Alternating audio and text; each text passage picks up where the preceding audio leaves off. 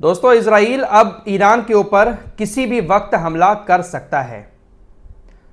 Times of Israel की report की माने तो इजराइल ने ईरान पर हमला करने के लिए जो जगहें चुनी हैं, इजराइल के जो टारगेट हैं ईरान के अंदर, उनको अंतिम रूप दे दिया है। बाकायदा लिस्ट जारी कर दी गई है कि ईरान में इन जगहों पर इजराइल की तरफ से हमले किए जाएंगे। आईडीएफ ने इस लिस्ट को तैयार किया है और आईडीएफ ने इस लिस्ट को नेतन्याहू और Israel defence minister Yoav Gallant को सौंप दिया है।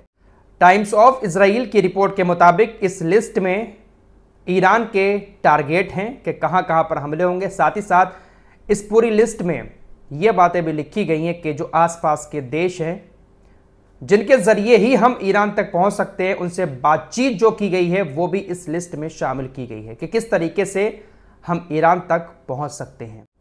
यानी इजराइल ईरान के ऊपर जो हमला करेगा वो अरब देशों की मदद से ही करेगा। बाकायदा इस लिस्ट में ये बातें लिखी गई हैं। इजराइल ने अभी तक हमला इसीलिए नहीं किया है क्योंकि अमेरिका और इजराइल इन देशों को मनाने में लगे हुए थे, बातचीत कर रहे थे, और अब लिस्ट सौंपी गई है कि देखिए हम ईरान की इन जगहों पर हमला करेंगे और यह हमला आपके देश में किस एरिया से होकर होगा, इन सारी बातों का जिक्र बाकायदा लिस्ट जारी करते हुए किया गया है।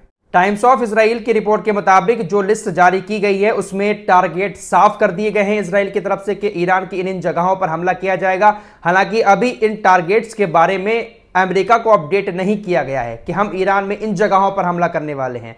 हो सकता है कि आखिरी वक्त में हमले के अमेरिका को जब बताया जाए तो टारगेट में कुछ बदलाव भी कर दिए जाएं। फाइनल बात यह है कि इजराइल हमला करने की पूरी तैयारी कर चुका है। टाइम्स ऑफ इजराइल ने बाकायदा अपनी रिपोर्ट में यह बात लिखी है। कथित तौर पर ऐसी भी रिपोर्ट्स आ रही हैं कि बेंजामिन नेतन्याहू तेल अवीव के अंदर सुरक्षित बंकरों में चले गए हैं और वहीं से नेतन्याहू आईडीएफ को ईरान के ऊपर हमले का हुक्म देगा। इसको भी डर है कि अगर आईडीएफ ईरान के ऊपर हमला करता है तो ईरान पलटवार तो फौरन करेगा, जिस तरह से ईरान धमकियां दे रहा है, तो इसीलिए सुरक्षित बंकरों में चला गया है। दोस्तों, इधर पूरा यूरोप, इजराइल और अमेरिका एक साथ हैं और इधर एक चौकड़ी है ईरान, रशिया, चाइना और उत्तर कोरिया की। ये चारों देश एक दूसरे की मदद कर रहे हैं किसी ना किसी के जरिए। खबर मैं आपको कल भी बता चुका हूं और आज यूक्रेन के राष्ट्रपति ज़ेलेंस्की ने भी इस खबर को कंफर्म कर दिया है कि तकरीबन 3000 उत्तर कोरिया के सैनिक रूस का साथ देने के लिए, यूक्रेन के खिलाफ लड़ाई लड़ने के लिए मैदान में उतर चुके हैं। 3000 उत्तर कोरिया के सैनिक रूस के सैनिकों के साथ मिलकर यूक्रेन की सेना से लड़ाई लड़ रहे हैं। बदले में रूस उत्तर कोरिया को एडवांस मिसाइलें दे रहा है। अंतरिक्ष में रूस को जो कामयाबी मिली है वो सारे फॉर्मूले उत्तर कोरिया को दे रहा है। यानी एक दूसरे की मदद उधर उत्तर कोरिया और रूस कर रहे हैं। इधर चाइना की भी खबर आ रही है कि चाइना ने ईरान को एक लेजर हथियार दिया है।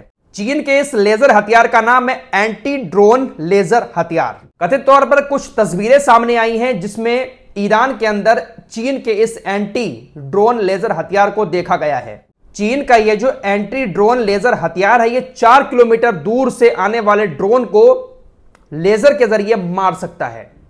इसमें इतनी ताकत है कि यह स्टील की कई परतों को पार करके ड्रोन को मार गिराएगा। इसको कथित तौर पर ईरान के अंदर देखा गया है। दोस्तों, खबर आपको मालूम है कि हिजबुल्लाह ने 3 दिन पहले इजराइल के एक सैन्य ठिकाने पर हमला किया था, जिस वक्त इजराइल के सैनिक खाना खा रहे थे। यह बात बहुत ज्यादा बुरी लग रही है इजराइल के अधिकारियों को कि हिजबुल्लाह ने उस वक्त हमला क्यों किया जब हमारे सैनिक खाना खा रहे थे। अरे वो खाना तो कम से कम खा रहे थे, गाजा के तो भूखे प्यासे लोग हैं बेचारे, उनके ऊपर इजराइल हमला करके उनको मार देता है। फिलहाल आपको बता चुका हूं कि राष्ट्रपति ने कहा कि यह मानवता के खिलाफ है, युद्ध अपराध है, खाना खाते हुए हमारे सैनिकों पर हिजबुल्लाह को हमला नहीं करना चाहिए था। अब यह आपकी स्क्रीन पर जो दिखाई दे रहा है यह इजरायली सेना का स्पोक्स पर्सन एड्रॉई है। यह कहता है कि खाने के दौरान हिजबुल्लाह ने हमारे सैनिकों को धोखा दिया। इस्लाम इन चीजों की इजाजत नहीं देता है। इस्लाम में यह सब बैन है कि कोई अगर खाना खा रहा है चाहे भले ही वो दुश्मन हो, उसके ऊपर हमला नहीं करना चाहिए, लेकिन इसके बावजूद भी हिजबुल्लाह ने हमारे ऊपर हमला किया। यहां पर ये इस्लाम याद दिला रहा है इन लोगों को। फिलहाल हिजबुल्लाह की बात करें तो हिजबुल्लाह और इजराइल के बीच लेबनान के अंदर लगातार झड़पें हो रही हैं। इजराइल की सेना लेबनान के कुछ इलाकों में घुस चुकी है। एक इलाका है रामिया, वहां पर इजरायली सेना अपने बुलडोजरों के साथ, अपने टैंकरों के साथ घुस चुकी है और कई सारे बिल्डिंगों के पास जाकर उसने इस तरीके से फोटो भी खिंचवाए हैं। फिलहाल जब रामिया के अंदर इजरायली सेना पहुंची तो हिजबुल्लाह के मुताबिक उन्होंने 3 इजरायली सेना के बुलडोजरों को निशाना बनाया और उनको पूरी तरीके से तहस नहस कर दिया। इजराइल की सेना जिस तरह से गाजा के अंदर पूरा लाव लश्कर लेकर घुसी थी, इसी तरीके से लेबनान के अंदर भी घुसी है, लेकिन लेबनान के अंदर उसको ज्यादा चोटों का सामना करना पड़ रहा है। दोस्तों, कल शाम की रिपोर्ट में आपको बता चुका हूं कि जो बाइडेन ने इजराइल से कहा कि हम आपको 30 दिन का टाइम दे रहे हैं, आप गाजा में जो नाकेबंदी कर रखी है उसको तुरंत हटा दें, वरना हम आपके ऊपर हथियार प्रतिबंध लगा देंगे। 30 दिन का टाइम दिया है। अरे भैया, जब तक तो चुनाव भी करीब आ जाएगा, अमेरिका का राष्ट्रपति का चुनाव होना है, शायद हो सकता है कि वोटरों को लुभाने के लिए इस तरीके की बातें कही जा रही हों। फिलहाल खबर ऐसी आ रही है कि ईरान पर बड़े हमले की तैयारी के लिए बाइडेन प्रशासन ने इजराइल को ज्यादा सैनिक विमान और एयर डिफेंस सिस्टम देने का आदेश दिया है। 8 C-17 मालवाहक विमान, बहुत सारे उपकरण और गोला बारूद लेकर इजराइल पहुंच रहे हैं। बाइडेन ने यूएस सेंट्रल कमांड को भी आईडीएफ के साथ हमले का समन्वय करने का आदेश दिया है, यानी आईडीएफ के साथ यूएस सेंट्रल कमांड भी एक साथ मिलकर काम करेगा। तो इन लोगों की कथनी और करनी में बहुत फर्क है। उधर खबर आ रही है कि ईरान के खुजेस्तान प्रांत में एक तेल रिफाइनरी में आग लग गई है और आग बड़ी खतरनाक लगी है, जिससे ईरान को बहुत बड़ा नुकसान भी हो रहा है। कहा जा रहा है कि यह आग टेक्निकल इशू की वजह से लगी है। 4 लोगों को वहां पर मामूली चोटें भी आई हैं, लेकिन तेल का बहुत बड़ा नुकसान उस एरिया में ईरान को हुआ है। अब जांच चल रही है कि यह टेक्निकल इशू कैसे हुआ, क्या वाकई में टेक्निकल खराबी की वजह से ही आग लगी है या फिर इसके पीछे किसी और का हाथ है।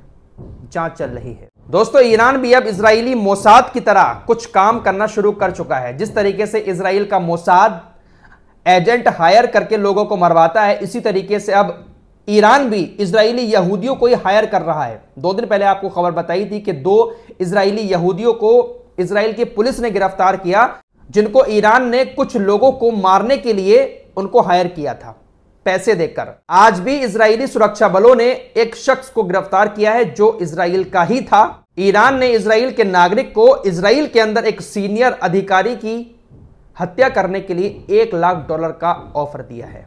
इजरायली सुरक्षा बलों ने उसको गिरफ्तार करने के बाद इस बात की जानकारी दी है। तो अब ईरान भी इस तरीके से पैसे का लालच देकर इजराइल के लोगों को ही हायर कर रहा है। दोस्तों, इस वक्त हिजबुल्लाह को लीड कर रहे हैं शेख नईम कासिम। शेख नईम कासिम ने भी एक बड़ा भयंकर बयान दिया है। कहते हैं कि दुश्मन ने हमारी मिसाइल क्षमताओं पर हमला करने की कोशिश की, लेकिन वे नाकाम रहे। दुश्मन दिवालिया हो गया है और उसकी महान योग्यताएं उसके किसी काम नहीं आईं। इसलिए उन्होंने यूनिफिल बलों और लेबनानी सेना के सैनिकों को मारना शुरू कर दिया। मैं तुम्हें खुशखबरी देता हूं कि हम ही हैं जो दुश्मन की बागडोर अपने हाथ में लेंगे और उसे उसकी जगह पर वापस बिठा देंगे।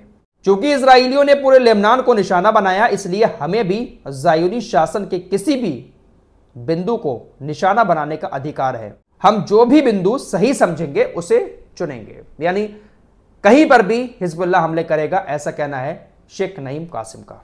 फिलहाल अब तक के यही अपडेट हैं। कुछ और लेटेस्ट अपडेट के साथ एक बार फिर आपके सामने हाजिर होऊंगा। तब तक के लिए अपना ख्याल रखिएगा। अल्लाह हाफिज।